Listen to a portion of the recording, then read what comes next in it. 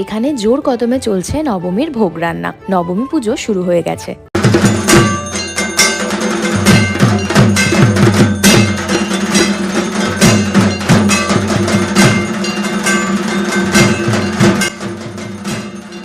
শিববাড়ি থেকে ফিরে আমরা সোজা চলে গেলাম আমাদের পাড়ার পুজোয়। যেখানে যতই বড় বড় পুজো হোক না কেন, বড় বড় প্যান্ডেল হোক না কেন, আমার কাছে আমার পাড়ার পুজো সব সময়ের জন্য বেস্ট।